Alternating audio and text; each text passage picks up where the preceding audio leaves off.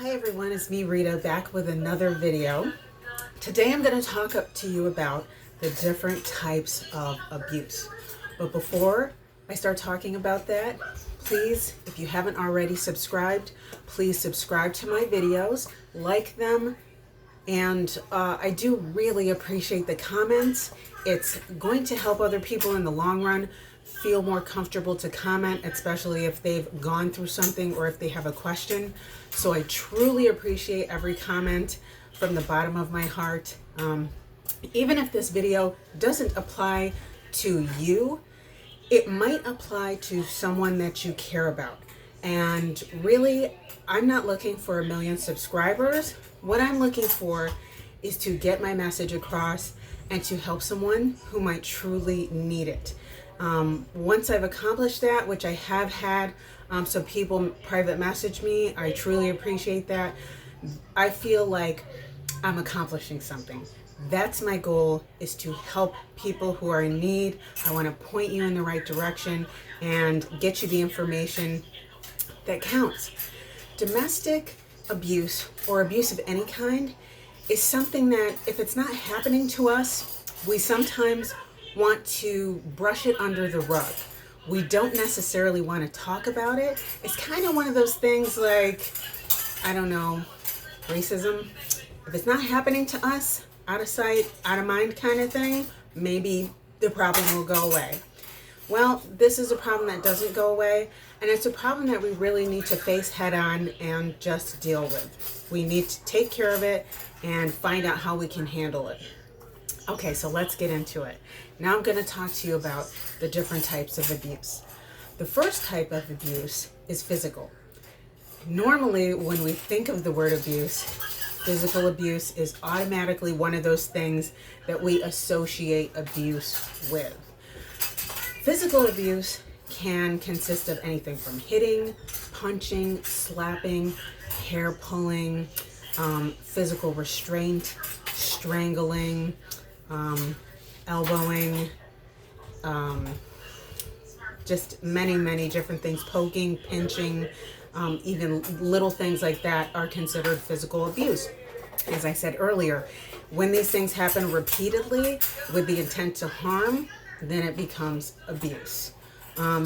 Anything that makes us feel physically unsafe is physical abuse. Now, the next thing that I want to talk to you about is sexual abuse. This is something that happens so often.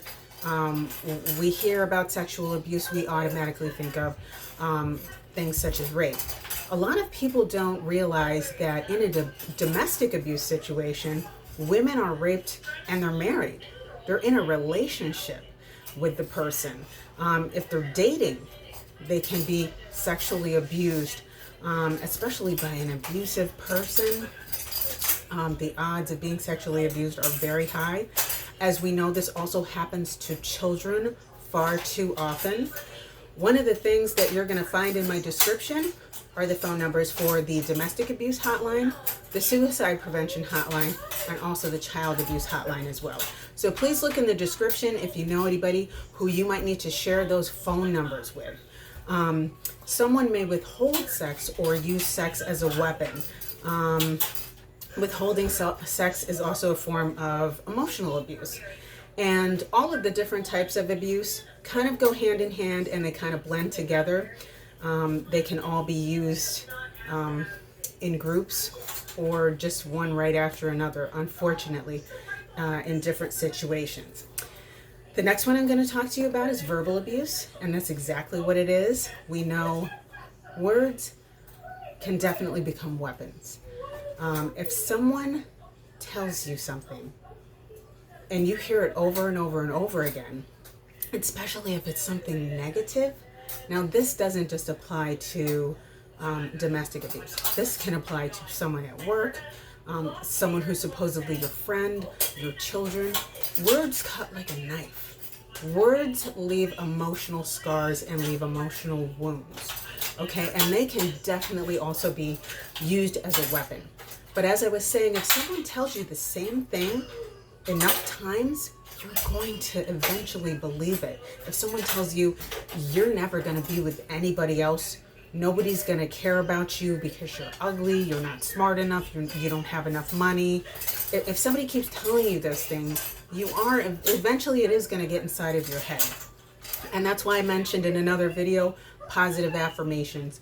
Always, if you are in a domestic abuse situation or a bad situation, building yourself up from the inside out is always going to help you in the long run. So remember that you are beautiful.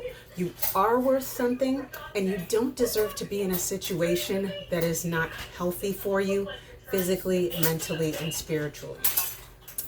Now, the last form of abuse, speaking of mentally, is mental abuse. Now, mental abuse works through a series of actions or words that wears the person down. It wears down your mental well-being. This also often involves someone questioning their own sanity. This comes into play a lot with narcissists and how they treat you. They do a lot of gaslighting, a lot of lying, and a lot of little subtle things that end up making you feel like you're losing your mind. For example, some little things. Car keys. You know you put them in the same place all the time, but you're with someone who's abusive, who's narcissistic. I know I set my car keys down right there.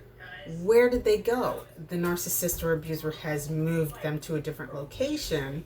You search frantically all over the place, and then you find them in the same place that they were to begin with. That is just a small psychological form of abuse that the narcissist will use. Dimming lights, saying things, and then immediately saying, I never said that. It's always going to be something that makes you question your own sanity. So those are some of the different forms of abuse. So what you need to do is just look out for those. Be aware of those. If you're wondering whether or not, I'm sorry, my daughter was just in the background. If you're wondering whether or not you are being abused, listen again to some of the things that I talked about: physical, sexual, verbal, and mental abuse. Listen to them again, and then play back in your mind, is this what's happening to me? Again, the numbers for the Domestic Abuse Hotline, the Suicide Prevention Hotline, and also the Child Abuse Hotline are in the description down below. If you need them, please don't hesitate to call. Again, if these videos don't apply to you, but they might apply to someone you know, the most important thing that you can do is share this video. Okay? That's all I have for now, so thank you very much.